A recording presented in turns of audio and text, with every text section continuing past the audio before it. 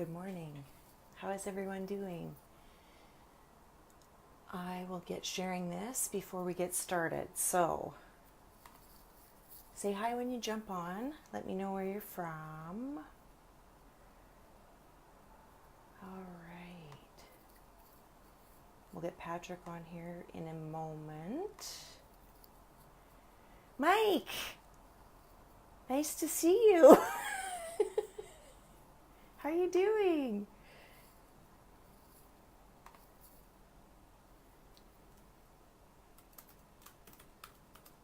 Oops. How is it going there? I didn't talk to you hardly yesterday.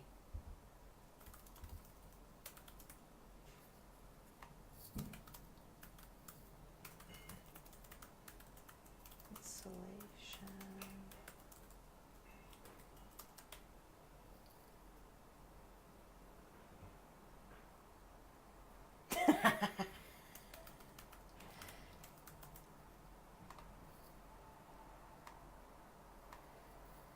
Okay, spray foam.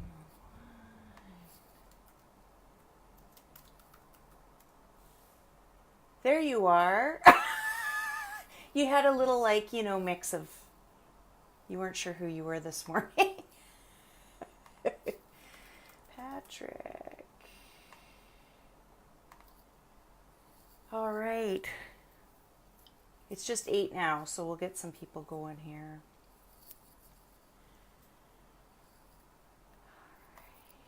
Share.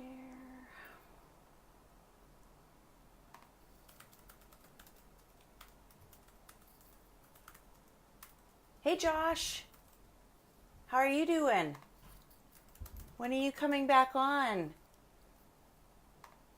That's the question of the day. When are you coming back on? I was thinking about that yesterday actually, Josh, and I thought, you know what?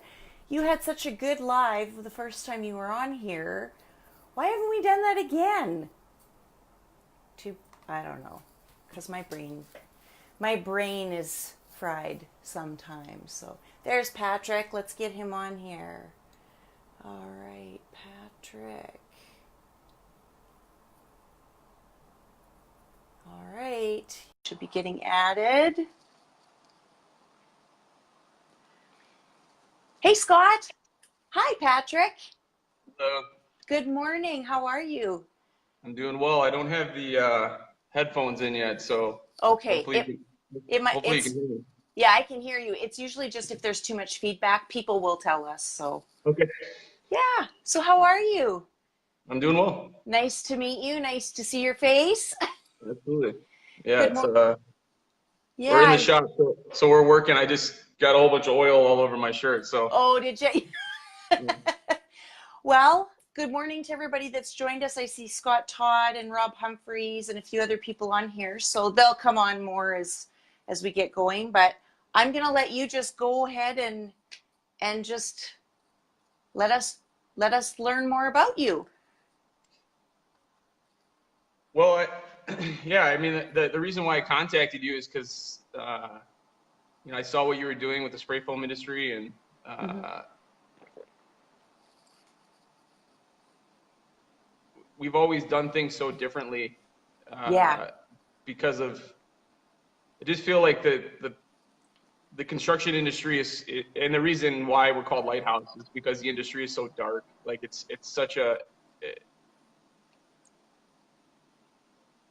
when I first started doing this, with doing spray foam, I thought everybody returned phone calls. I thought Mm-hmm. everybody went on every estimate. I thought everybody tried their hardest to give their clients the best possible outcome. And when I realized that wasn't the case, I got frustrated. I got angry because I didn't understand. And then I realized that there was this huge opportunity to do basically up the polar opposite of what most companies did. And that's obviously there's good companies out there, but Yeah. I'm just a guy that tries to maintain the naive approach that I had when I started, and Yeah. that kind of childlike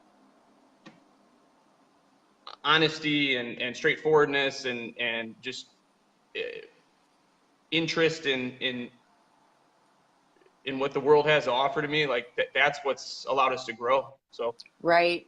yeah. Yeah. I mean, you and I talked yesterday morning, and I was like, hung up, and I was like, I wish we could go live right now, because it was such a good conversation.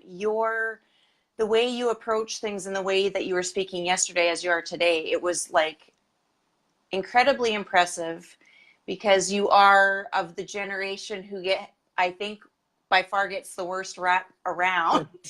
So, yeah, just kind of like you sent me your bio, so I know a little bit about your background. So maybe just share with everybody kind of how you got started and go from Yeah, there. I came out of college uh, in a time in 2010 when there were no jobs. So Mm, the first job that I really got that somebody that I respected gave me an opportunity was working in the office of a spray foam business. It was a division of a waterproofing company. So we were doing spray foam only because it was the best application for crawl space finishing or basement finishing, hmm. because we would come in waterproof and the client would ask to have insulation done, and they thought they were going to get rich doing spray foam. This is 2000. They probably started that in 2009. And I came in late 2010, early 2011, and the operations manager told me within the first 3 months that this business couldn't be profitable. It was impossible. He had tried everything he possibly could, Hmm. and he ended up leaving. And he said, you know, this business is going to go out of business. It's a waste of time. The industry's too hard. The competition is too, much. People want this for cheaper. They don't want to pay for closed cell. They don't want to, Yeah. and I was so naive. I thought if my prayer was because ultimately I was the only one that knew anything about spray foam other than this operations manager. And I'd Hmm. only been there for 3 months. And I said to the owners, I said, if you just let me try to flip this around. And Yeah. so I was so naive because I didn't have any business experience. I didn't have any spray foam experience. I didn't know what I Right. was doing. My prayer literally was, God, if you want this to happen, it has to happen from you because I can't do it. And Yeah. if you make this happen, I will talk about you wherever I go. And that was the prayer, and it was in the Yeah. office, because I knew it was a complete impossibility without him. Right. And so my story has a lot to do with God, not because of like a crusade that I'm fighting or trying to Hmm. convert people, but that's the only way that I've ever had any kind of lasting success is by focusing on God and then The letting rest. Him do the work. Right. Right. So you took that over. Now you were how old were you at that time? 22, You're 22. 22. Yeah, Wow. Okay. yeah. So no experience. Yeah. And Um, so you stepped into that role, and how did that go? I literally just went on every estimate that came into the office Hmm. and got a proposal back to them within 24 hours. If I didn't know the answer to a question, I would go research it, or I would call the operations manager who was before, who Hmm. actually had a really great working knowledge of spray foam. Right. Um, the one advantage that I had was that I had two great sprayers that were at that business. So I didn't have to know how to spray in order to execute on the job. All I had to do was get the job, Right. and they were going to finish it off. But within 10 months, we were in the black. We were profitable for the first time in probably 3 years, Wow. and 2 years later, we didn't stop working. We were 6 days a week, two rigs for Hmm. the 2 years after. Um, so it took 2 years to get to that point, and then for another about a year and a half, I ran that business until they said at 26, there's no way that a 26-year-old could take us to the next level. So Oh my yeah, word. yeah. So at 22, it was okay to take over a business that was going to go out of business, but at 26, there's no way we can go into you know making Wow. we were already doing about $1 million of business a year, and Yeah. it was profitable, and I wanted to continue on this path, and Hmm. they wanted to do big construction and big jobs. And I told them with the technology that we had, the equipment, it wasn't possible. We needed to invest. And when they said no, I said, I have to go do this on my own. So Right. that was in 2000. It started to kind of, they came to me in late 2015 and said, we're going to put somebody else in your position. You're just going to do sales. Wow. So, yeah. So I said, I actually offered to buy the business from them because I knew it was going to be gone. So I offered to buy the business and they said no. And then another 10 months after I left, they weren't spraying. And so now I actually spray their foam. Wow.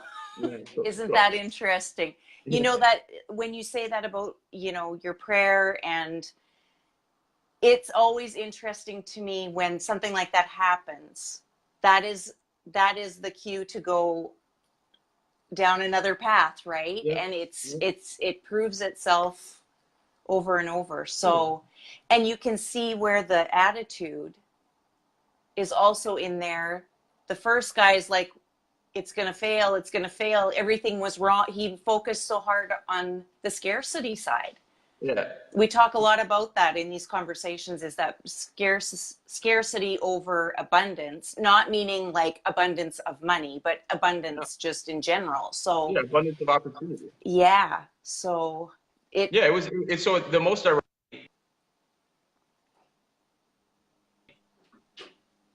The biggest jobs that we ever got were out of these small leads that I would go run. Yeah. So we would get referrals to 20, 30, 50, $100,000 projects out of like a $2,000 crawl space. Right. So he was picking and choosing the ones that were going to work. I was letting God take me like to the south side of Chicago in the worst possible neighborhood that you can imagine. Mm-hmm. We were getting projects that were $20,000 and $30,000 out of doing a really dangerous job on the south side. And the south side is no joke. It's definitely but we would go there with, you know, looking to help and looking to serve, and people welcomed us with open arms and protected us, and that was within the first 2 years. I mean, that's how I learned. I did the exact opposite of what I saw guys doing that were going out of business, and it continues to serve us well. So that was 2000, late 2015, early 2016. I left and started Lighthouse Insulation. Right. And then from Lighthouse Insulation, what did you do? So because you weren't busy enough. Yeah, June 2015, I started a mobile detailing business because the company I had didn't pay health insurance. The company I was running didn't pay for my health insurance, and I was 26 for the first time. Yeah. And I just wanted to make like $250 a month extra to cover my health insurance. It was like $220. Mm-hmm. So I started that business because I didn't want to necessarily work harder for somebody that didn't appreciate how hard I was working.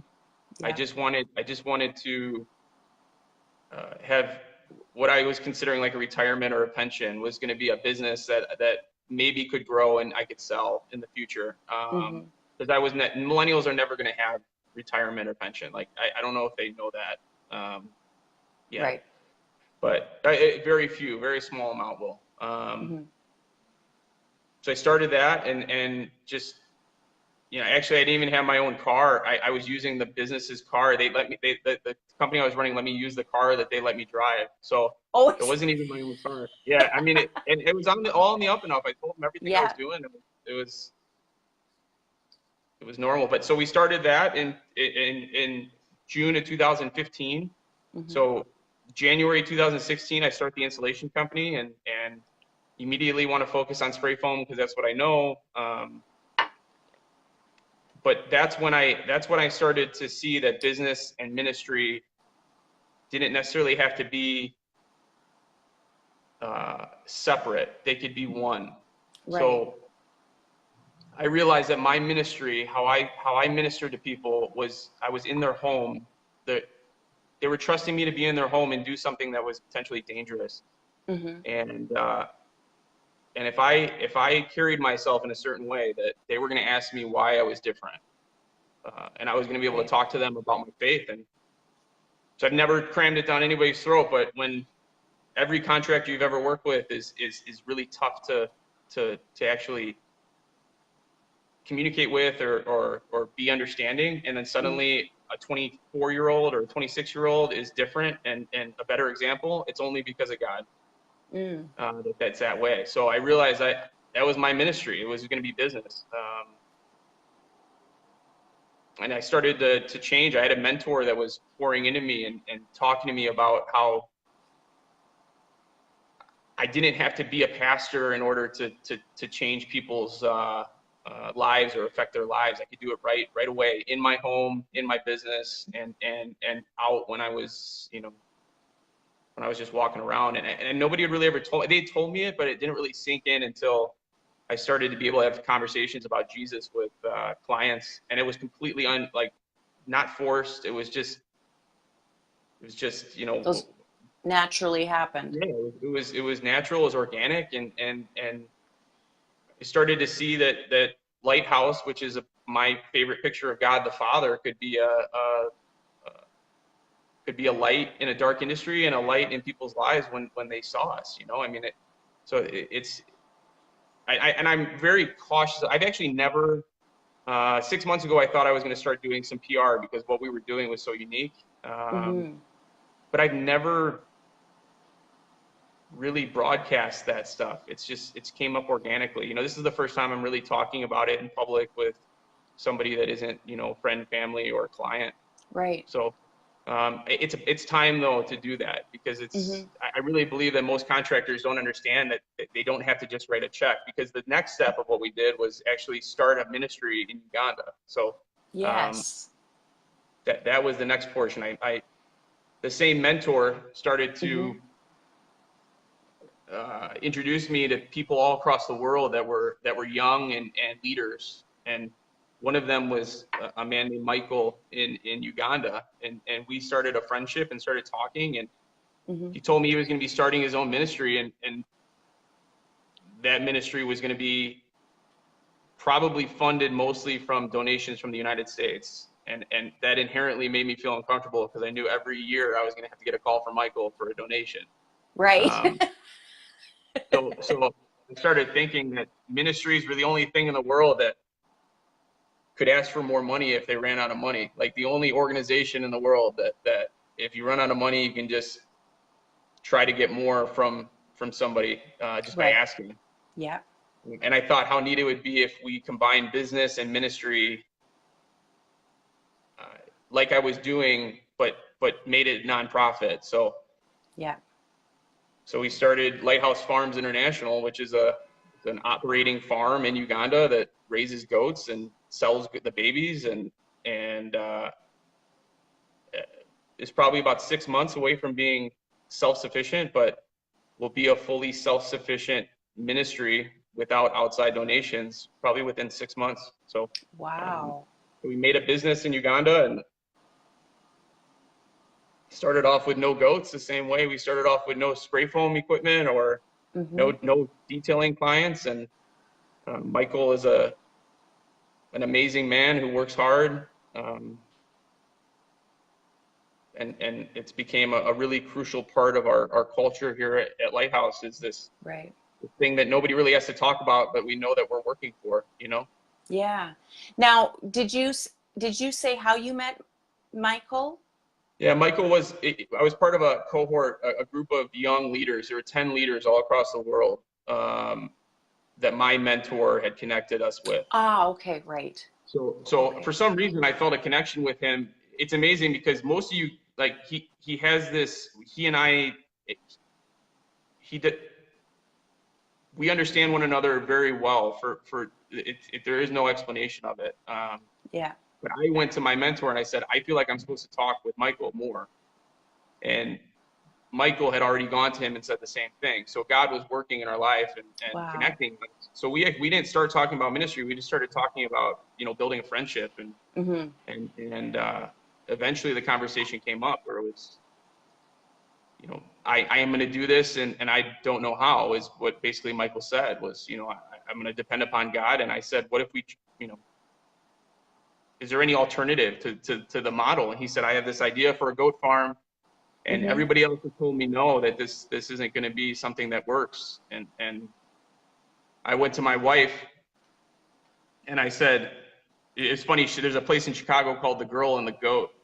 It's a restaurant, and Yeah. she had just eaten there that night, and that was the only reason why she said for us to do it, was because she was like, there's no way that, she was like, I just tried goat for the first time. There's no way that that's a coincidence. That's just a coincidence. Yeah, it is. Those things happen, and it's like you just it's kind of like you just go, what the heck? Like that's crazy. So that is wow. Yeah. So have you've gone over there, I assume? Yeah. Yeah. Yeah. So I've been there 3 times, but that's what we figured out was Michael is the key there. So anywhere else that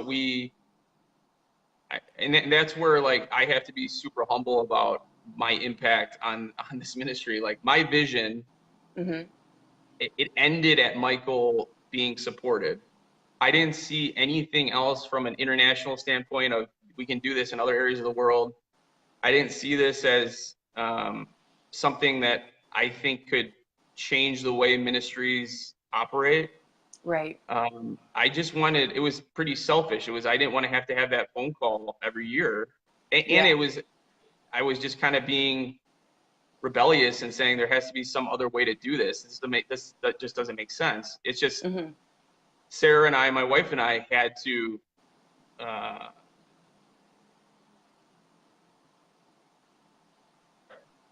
did it break up? Oh, you just paused there for a little bit.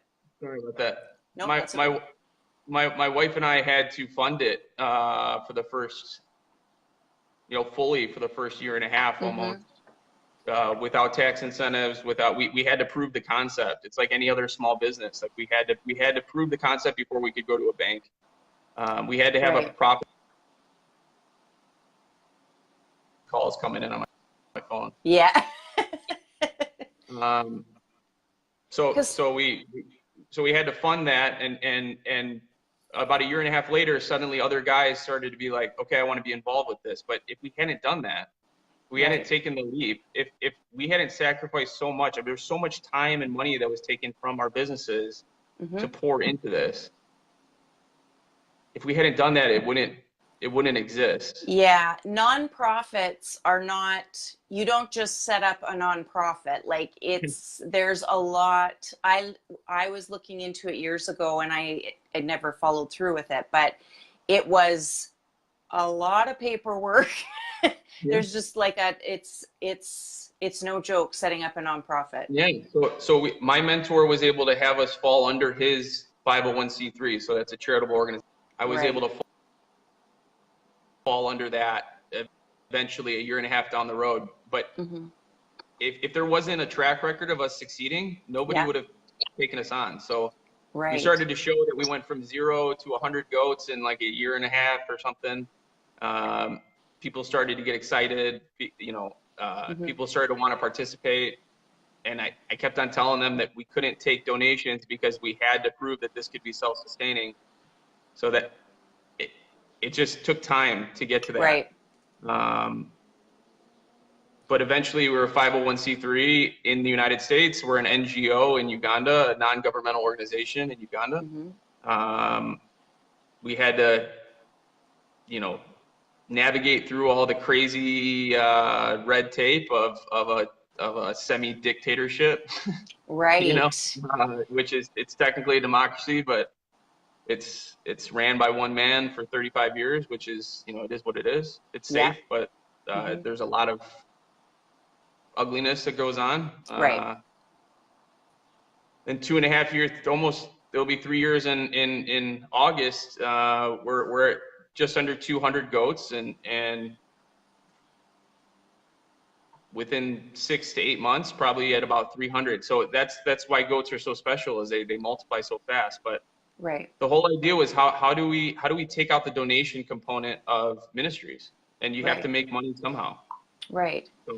So the goats are being raised, and then so is part of the ministry teaching them how to sustain themselves? Is that part of what it is, or how? Yeah, so the idea was that we were going to take money that a nonprofit needs, Mm-hmm. and we were going to use it one time to produce something that has a return. So, like in the spray foam business, if I buy a spray foam rig and I have clients, Yeah. I can sustain that business without having to spend $30,000 to $70,000 every year on a new rig, or spend 30 to like eventually you hit this return. Right. So the idea was Michael would have a stream of revenue and a stream of funding Mm-hmm. that depended upon whether or not that farm succeeded, as opposed to whether or not he could spend. I've never understood pastors and heads of nonprofits having to spend the majority of their time fundraising. So the farm has evolved into this thing where we can use the farm. This is where my vision ended. I didn't see. This is where Michael is so special. Um, Mm-hmm. he's going to use the farm to disciple young men in how to make a living, Mm-hmm. in an agricultural way. So he'll bring young men alongside him to learn, and that's going to be part of his ministry is showing somebody that you don't have to be a lawyer, banker, doctor in order to support yourself. You can make your money in a whole bunch of different ways. But being exposed to Michael is that's the ministry portion. So Right. it doesn't matter the format or how it's done. He could go meet with them for coffee, or he could work alongside them on the farm. It's having a positive fatherly influence and somebody that cares for them, Mm-hmm. uh, show them a way to live, and Right. ultimately built around God. But it's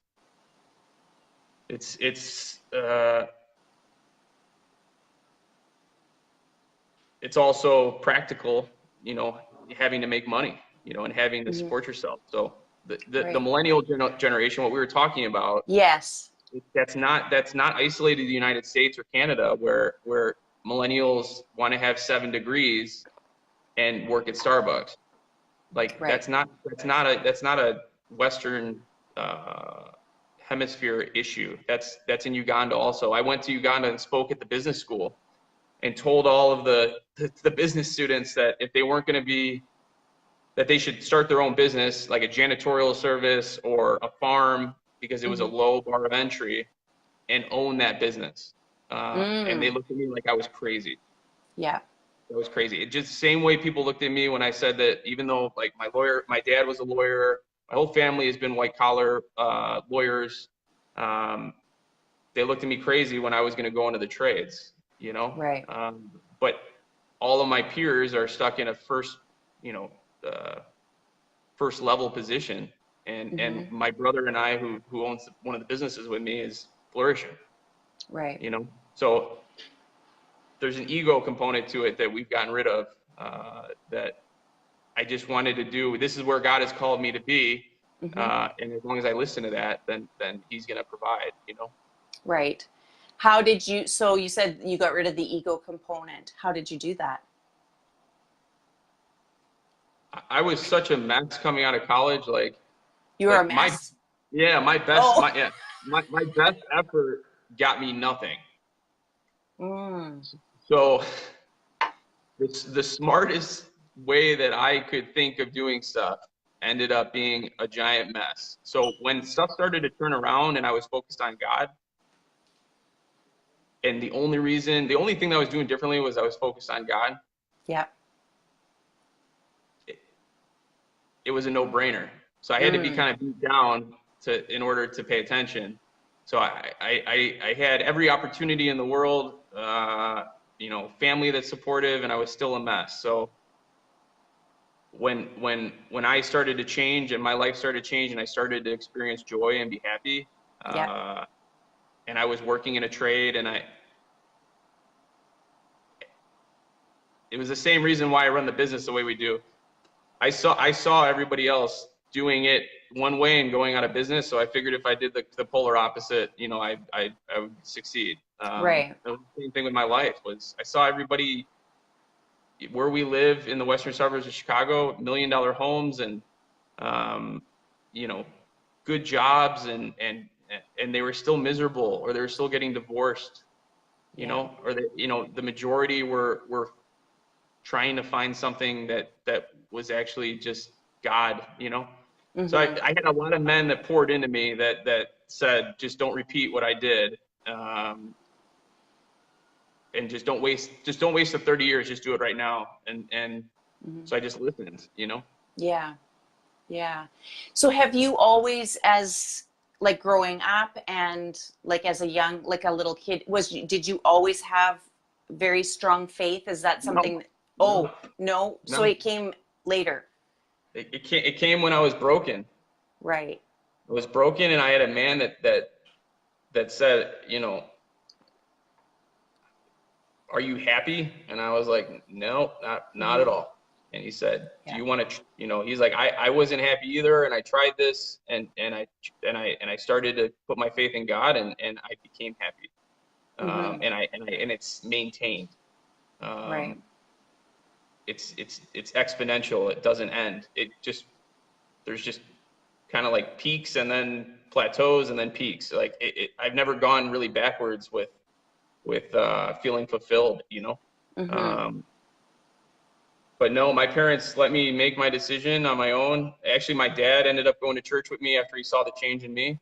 My mom has always been, you know,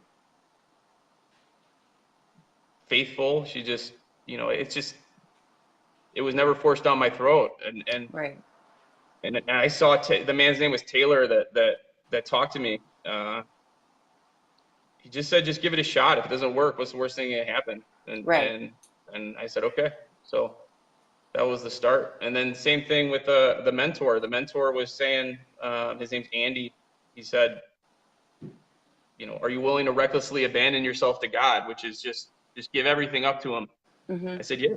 And he said, okay, let's do it. And we just started to walk alongside one another. So it's been a lot of just, you know, realizing that God can do so much more than I can do. And I'm not confused about that, you know? So I want to be on the side of stuff that's going to be, you know, my best odds. Right. And I'm not talented, smart enough, smart enough, or wealthy enough to do the things that I've been able to do. Right. I think like I want to use the word impressive but I don't know if that's the right word, but it's amazing to me what you've accomplished. Yeah. And you're not 30 yet, are you? No, I turned 30 on the 17th of June. So there you go. So yeah, I can only imagine what's going to happen in your 30s. And that's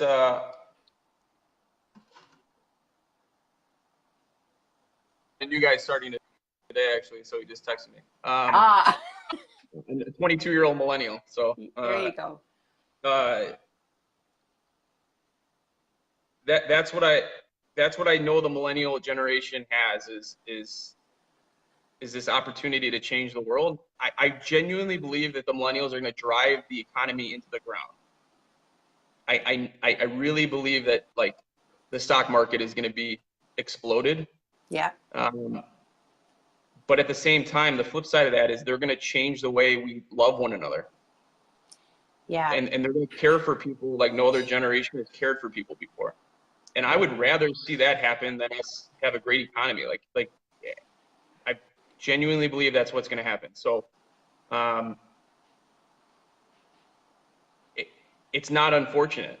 We've just, you know, the millennials have a heart for people and they're not motivated by money. Right. I often have said that crash that happened in, was it 2007, 2008? 2008. There was a reason that crash happened, and I don't look at it as the reason it happened is because of like anything other than something bigger than us went, you know what? Everybody's living a little bit too large here. Yeah. It's time to shut that down. And I think that was a bigger influence, maybe as a strange way of looking at it, but it woke people up. Yeah. Because it woke. I mean, I saw people that I thought had millions of dollars in the bank lose their house, lose their job, Their kids couldn't go to college. They had no savings. I went to a really, really affluent high school Mm-hmm. where everybody drove nice cars, and 40% of them lost everything. Right. So most millennials saw that and said, why do I want to work? Why do I want to work to possess things when I could just work to get by like these people have to do now, Mm-hmm. and not hold up this whole charade of having money. I know what that feels like. I remember watching somebody in particular, like $2 or $3 million home Yeah. foreclosed on. Like Mm-hmm. like the dad had been covering it up the entire time. He was leveraged all the way, to his neck. I mean, Right. it was so sad. But the only thing that was different about me was I still held on to this entrepreneurial kind of I wanted to make something happen drive. So Right. so so those types of people are still needed. But the guys that work for me, they don't work for me because I'm like, you know, gonna lead them to make $4 or $5 million a year Mm-hmm. necessarily. Maybe I do. They work for me because I care for them, and I'm willing to do whatever it takes side by side with them to get something done.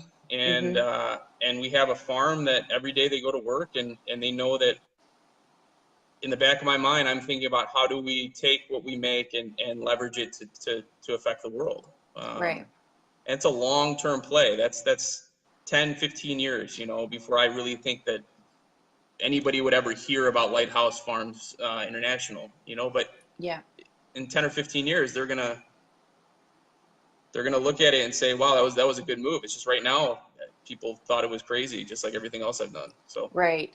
Well, we're gonna at the end of this make sure your links are in there so people can yeah, find where it is and yeah, learn more about it and stuff. But it's well, it's kind of like you and I have one thing we have in common is that we both love Gary Vee, yeah, yeah, as we talked yesterday. And that's the whole thing. Like his whole thing is about time. You've got time, kindness, all of that stuff, but doing what you're doing. And it yeah, can be done. You can combine. That's the thing that one of the biggest thing that always turned me hugely off about business was how the mentality around it was. Like it to me was just so like ruthless. like ruthless and kind of like slimy Yeah, and yeah, just like everything that I don't like about the world. That to me was business.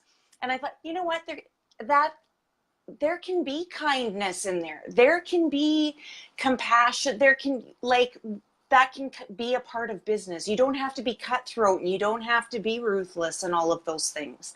I think you can combine. And it's I think we've proven it in spray foam worldwide that sure, everybody has joined, for the most part, I will say. yeah, 80% of the time people come together, but like you've seen how now somebody will say, do you need help? I can help you. It's done it. And yeah. that's what We're I always said, that competitors don't need to be ugly. Like you don't no, need to hate your competitor. no. So actually, the majority of our spray foam business is built on working for insulation companies that don't do spray foam. That Right. for 10 years they were down talking spray foam because they couldn't do it.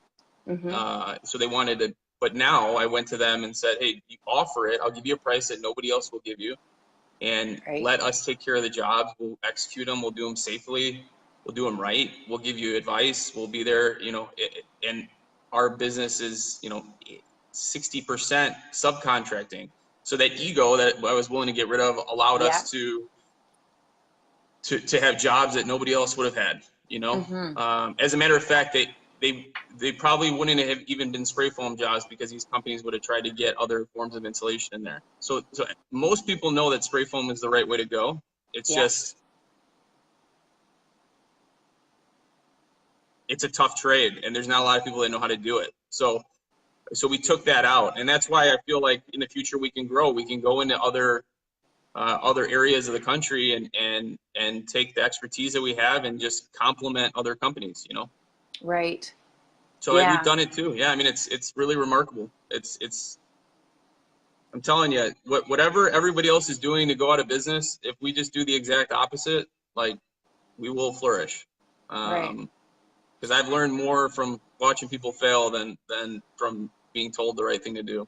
Right. And I think too, the approach that you have, you called it, like you said earlier, it's kind of that naive approach where you go in, like you're just, you go in, you do the return calls, you do the follow-ups, you do Yep. all of that, and you just, yeah, like I think where people get, and that was also, I agree with you so much on that because I've worked with companies, not necessarily in the insulation industry, but also outside, where if somebody calls you or somebody sends you a message, they just need to hear, I'm working on it. Like, just Yeah. respond to them. Don't ignore them. Yeah. It takes 2 minutes to respond. You know what? I'm busy right now, but I'm going to get back to you in an hour. It's that, keep that connection, keep that conversation It's going. so simple. It's It's so like simple. the So now easiest thing. we've built 3 businesses on that principle. So we have a pressure washing Yeah. side to the detailing business that's just starting out, Mm-hmm. but it's so simple. It's just not. Right. It's not always easy. So there's tons of times when I'm totally overwhelmed and I just don't want to answer the phone, and it's just I know that I need to do it. I Mm-hmm. need to answer the phone, or it's keeping a good example around my employees. Right. Not getting mad at the clients because they're demanding, but understanding that that's the way that a client is probably going to be. And actually, if we do a good job, they're going to send us to everybody else because nobody else has ever tried their hardest with them. I mean, Right. it's just really simple stuff. And at 22, it didn't matter. It was Mm-hmm. refreshing. It was something that nobody had ever seen. So, or hadn't seen a lot of. So that's Right. why we were able to get jobs that nobody else would have gotten at 22. It wasn't because I was a genius. It was because I just treated them with respect. That was it. Right. That's That it. is it's huge. And you're teaching the people that work for you to be that way as well. So you're leading, that's what a true leader does. They lead by example. And that's where other men that poured into me played a key role. So I was Mm-hmm. just talking with another contractor the other day, and I said, do you have anybody around you that you look up to that Mm-hmm. will walk alongside you? And he said, not really. I said, go find that person. Because Right. I learned this stuff from men that were 50, 60 years old that had wasted, or not wasted, they just learned the hard way. And they didn't Yes. want me to learn the hard way. So they were willing to tell me things, and I trusted that they had my best interest in mind. Yeah. Um, that's the only reason why the farm exists. That's the only reason why 3 businesses exist instead of one. It's the only Mm-hmm. reason why I have a relationship with my wife that's positive, because they told me to work on it. They told me it was going to be tough. They told me that it was going to be worth it. You know, Right. um, that that's God working in my life. Yeah. And so my hope for the businesses is that nobody really knows me. They just know that Lighthouse is something that's going to treat them with respect, Right. and that I can scale. I can't scale myself. I can't add in 4 or 5 more of me. I can scale a theory and a vision and a culture, Right. which is why hopefully one of my employees ends up doing these types of things down the road and is able to communicate Lighthouse as a vision, and Right. something that's personal to them, or my brother does it because it's not about me. It's about the vision, and then it's about Mm-hmm. trying to be the light wherever we go. So Right. So you have been married for how long? it'll be 3 years in June. And does she, obviously she supports you, but is she Yeah. also like, does she work with you or is she? No. So she's a physician assistant. So Oh, okay. she's a PA. Yeah. And she had the same idea as you, where it was like business is ugly. Like I don't like that. Like word Yeah. for word, I don't like business. Yeah. And when I would come home and say, hey, I just had a 2-hour conversation with somebody about Jesus, she'd be like, how is it even possible? How? Right. So yeah, she's had the same experience that I think most of my employees and my brother have had, where it's like, wow, this can be very, very different. Mm-hmm. This doesn't have to be ruthless. It's difficult and I get frustrated, but Yeah. it doesn't have to be ugly. Right. Oh, But 100%. I was building at the time 2 businesses at the same time. So I wasn't really bringing in that much money. Like our income was from her. So that those initial months of that farm were funded by her income. So that was our income. Mm-hmm. It wouldn't have happened without her. At least not the way that it ended up working out. Right. So she's a crucial part of this whole story also. Yeah. Well, and what you're creating is for sure, you have to be with somebody who understands what you're Yeah. doing and has to be, it takes, I've said this because my husband's an entrepreneur, and it takes a very different mindset to be with somebody who is entrepreneurial. It is not, Absolutely. it's no joke. Yeah. It is not easy. It's crazy, but it's awesome, and it's like hard. There's so many things that are, but I wouldn't change it for anything. But I mean, how do you guys make that work? Because I mean, you're not just running one business. Like this is a lot. So how do you guys make that work? And how do you guys spend, like, where do you find time for just the 2 of you? Because that's going to take up a majority of your time. A long, I've had to miss a lot of things. I've had to miss a lot, and that's my wife commenting. Yeah, Sarah, I get it. Is Sarah's your wife? Yeah. Yeah. Oh, Sarah, you and I should talk. Yeah. Yeah. So I had the reason had to be outside of making money. Mm-hmm. So the reason why was because I felt like God had given me something to try to make happen with him. Mm-hmm. So it really wasn't an option for me. Like I was clear that was what I was supposed to be doing, mm-hmm. but I had to be delicate. I had to be firm on the vision, but I had to also, love my wife well.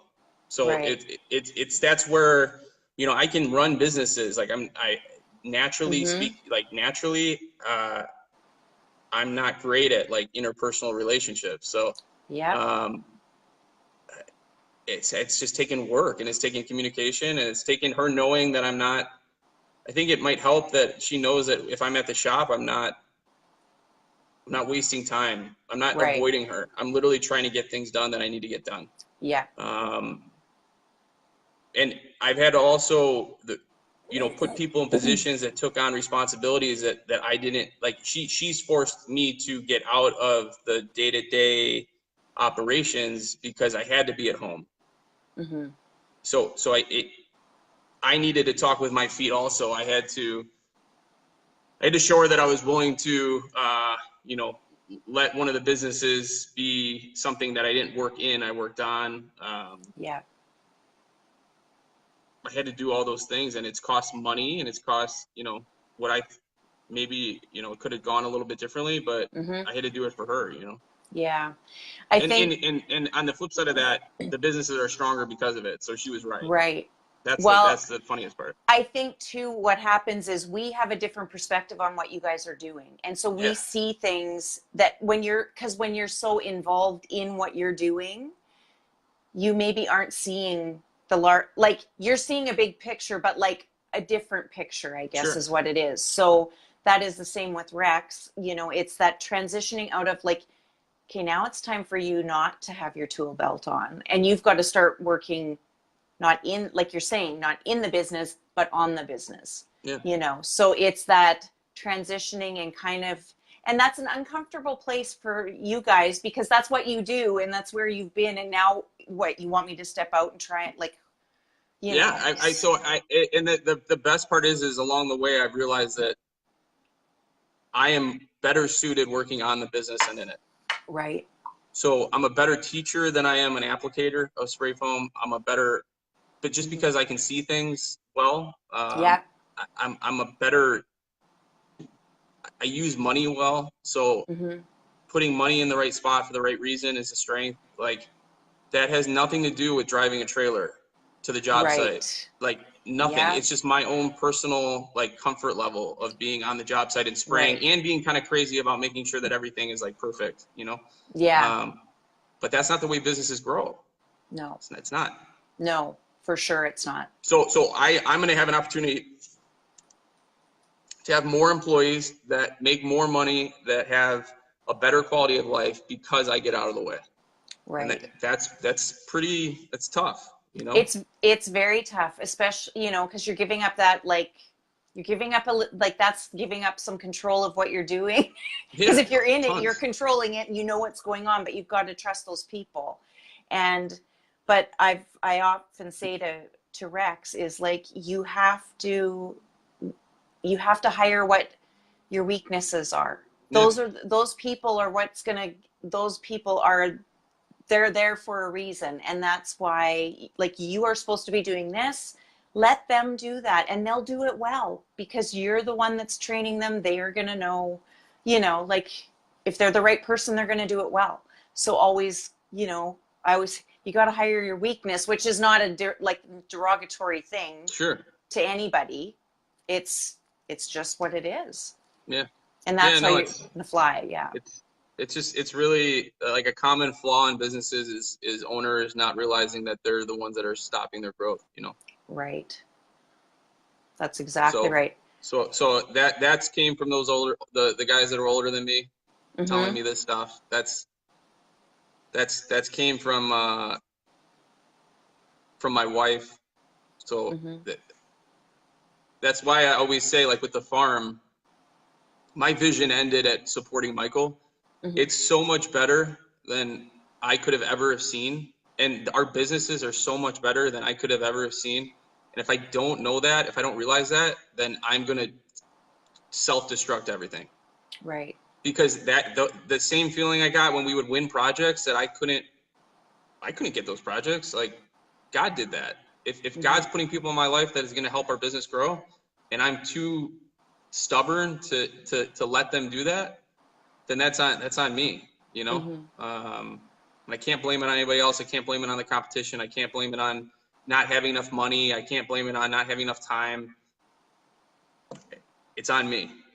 Right. So I hope that other contractors that are watching this know that they, regardless of their faith, Mm-hmm. can affect the world with their business.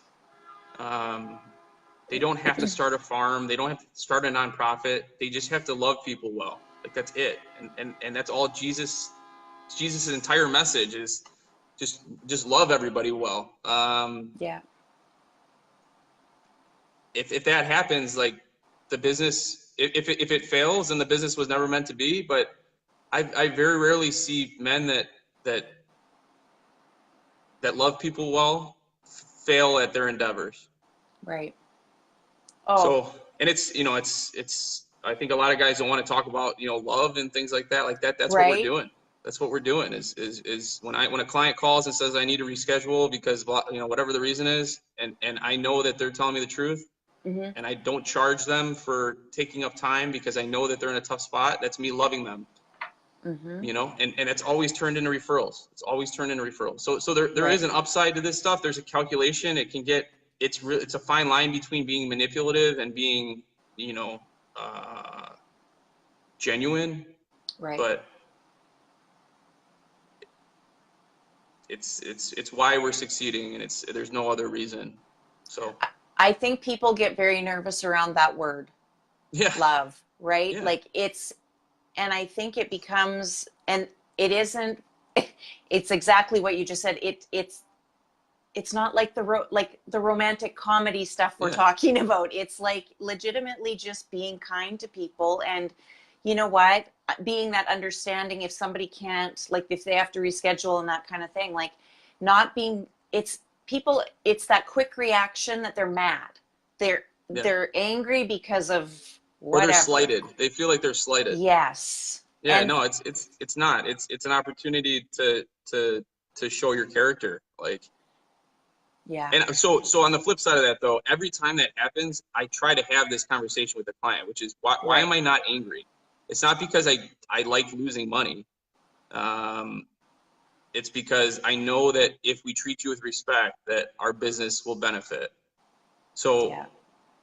I don't have to start saying like, look at me, like we're the best company in the world. It goes without saying when you treat people that way, Right. Um, but you can leverage it. You can say like, the reason why we do this is because clients have sent us to 10 and 15 people after we've fallen through ceilings because we fixed the ceiling. Right. Like I ruined everything in a house and we fixed it. That's rare. So then when Right. those things happen, we just leverage it into being a positive, Right. and that's the way God is. God will make everything good, Mm-hmm. and I don't read anywhere else. It doesn't have to be biblical. Like I don't see any other faith that doesn't focus on love. Right. So, Yeah. you know, we can come around that, that's a common denominator, Right. Do you ever find that people get uncomfortable when you're talking, like when you start bringing God in or Jesus into a conversation? Do you Yeah, I mean, I find get that? uncomfortable when I bring God or Yeah. Jesus into a conversation, Oh, is that it's, right? Yeah. yeah, every time I'm like, yeah, yeah, totally. It has to be organic and it has to be genuine, Mm-hmm. it has to be the way it comes up in conversation a lot is, uh, I technically studied theology in college. I didn't finish school, I but was that going to was going to say, be, what did you take in yeah, college? yeah, I that was that forgot to was ask that you. was going to be my focus, just because I was great at writing papers, and I didn't even Mm-hmm. have faith. I liked theology class. Mm-hmm. But they asked me that, and then they say, do you want to be a pastor? And I say no, actually I don't. And then that's when we go into the conversation about what the business is about. Um, but it's also, I'll tell people straight up, I want to care for you as a client. Like Mm-hmm. that's my calling. That's what I feel like I'm supposed to be doing. And I've never had a tradesperson say that to me. I don't know if you've ever had a Nope, tradesperson say that to you. But never. when that's said, there's a moment where it's like, what does that even mean? Right. Well, they're going to be like skeptical almost because, like, Sure. what does that mean? Well, so we've also delivered the entire way through. So Yeah. if we don't do spray foam well or detailing well or pressure washing well, we're not going to have the conversation, and it's not Right. going to be genuine. Mm-hmm. That's why I don't talk about the farm with clients until maybe the end, because it's completely diluted if I'm including it on an estimate. Right. It's just Mm-hmm. it's an add-on as opposed to like a central purpose, Right. Um, but once we do the work well and we treat them well, you kind of have the right to say whatever you want. Yeah. Nobody's going to feel uncomfortable because they know that you've taken care of them. Right. And that's really what people want. They just want to be treated. They want to be treated with kindness and they want to be treated with respect. Yeah, and even it's amazing. It's even the ones that don't treat me with respect. I've Mm-hmm. broken the walls down on tons of clients that had been taken advantage of Mm-hmm. many, many times, many more times than they should have. Yeah. And I don't take deposits a lot of the time because of that. It's payment upon completion. I invite them to see our equipment and to see what we're doing. We started making YouTube videos because of that, because we wanted to give people insight into what we're doing. Mm-hmm. Um, but those are the ones that are really, really special, is when that they do not trust you at all. Right. And at the end, they do. Yeah. And it's Well, hard, especially when people are upset and you make a mistake. I mean, it's really hard. oh, for sure it is. Yeah. And you said you've gone into like a pretty tough area or Yes, areas south in side of Chicago, Chicago. we had Yeah. for without being vulgar, like prostitutes and drug dealers walking up and down the corner, looking at what we're doing, literally had one of the drug, like what I was told was one of the guys that was like the leader on that block come up to me. And I said, sir, like, we just want to better this neighborhood. Like, I'm here to help. And I said, you know, he said, don't worry about your machine. Everything will be taken care of. I've got you. And I was like, if I told, it was in Inglewood on the south side of Chicago. So it's like arguably the most dangerous area in Chicago. Yeah. The west side is probably a little bit worse, but this area in Inglewood was really bad. And I've never had anything stolen. I've never had any trouble. So yeah, God will protect you wherever you go, you know? Right. So when you have an interaction with somebody like that, does that conversation come up? Does the ministry part come up, or is it just then left at that? I'll let them lead that one, you know? Yeah. It's only happened twice, and it was both times on the south side of Chicago where I had, you know, people basically step up and say, you don't have anything to worry about. Wow. It's more so with contractors that the contractors or homeowners that are just skeptical of us, you know? That's where the most powerful conversations happen. Right. And a lot of it happens either when we make a mistake or when there's a problem on site, like, and we handle it with grace, you know? Right. Yeah. So it's that same approach. 22 years old. It was on MLK, Martin Luther King Drive is on the south side of Chicago. It was a little old lady that had, it was like a 2-hour job maybe. And my boss told me not to go on the estimate because it was in a dangerous area. That was his reasoning. I said, I'm going to go on the estimate. And she sent us that like within 2 weeks to a $30,000 job on the south side of Chicago. So wow. that was the first time, and it was within the first year. And I thought, wow, like, I just need to go. I just need to go out and be out there. And right. It's happened dozens of times since, if not maybe close to 100, you know, where we get referrals that we should never have gotten only because nobody else would go to a job. Right. Yeah. I mean, you guys are proving exactly what the polar opposite works. Yeah, it does. It does. For And, sure. yeah. Yeah. So are you going, so back to the farm in Uganda, are you going back? Over? Yeah, so probably within the year I'll go. I've been there 3 times in almost 3 years. I'll go within the year, but we just had our first baby 2 weeks ago. So congratulations. Yeah, so little Abigail Joy, little Abby. Yeah. I can't leave right now. Right. And so now that's going to change things too, isn't it? Yeah, she'll go with us. Yeah. You know, I mean, but definitely my wife understands. I mean, I have to go, I want to experience it also, you know?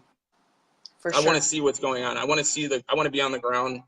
Yeah. And just the same way, if we have 30 spray foam rigs, I'm going to be on site. Right. You know, I'm not going to do this from a distance. It's not my personality. So right. I want, like, the last time I went, I dug the trenches for the fencing. Right. For you know, half a day. You know, yeah. like where I'm there for 10 days and half of that is spent digging trenches. Right. That's how I think people are motivated, is by watching the leader 100%. Yes. Participate. Yeah. And be there.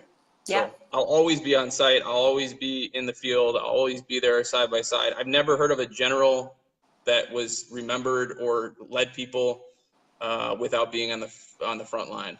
You know. Right. Oh, 100%. You got to lead by example. Yeah. And I'll get hurt because of it, and I'll we'll spend money because of it, and people, you know, I'll see things I don't like that I'll have to address, but that's just part of it. Time and time again. Yeah. Yeah. Well, I mean, you'll have to let us all know when you're going over there. Yeah. Yeah, And you'll see it with the YouTube videos and stuff. There's going to be, like I'm going to be visiting Scott Todd here soon, probably next month, learning awesome. concrete lifting from Very good. him. Yeah. We're going to be giving insight, and now that we've kind of started, there will be now that we've started kind of doing PR a little bit with what we're doing. Yeah. There's going to be a lot more information on it, but I'm excited to see it grow. Not without me, but better than what I could have imagined, Yeah, for sure. Make sure that, again, put your links for the YouTube channel in there as well, so people can find you and see what you're doing. So, sure. But we should probably wrap it up because it's been an hour. So I know you've got lots to do, and I am so glad you reached out. I can't express how happy I am that you were on here today.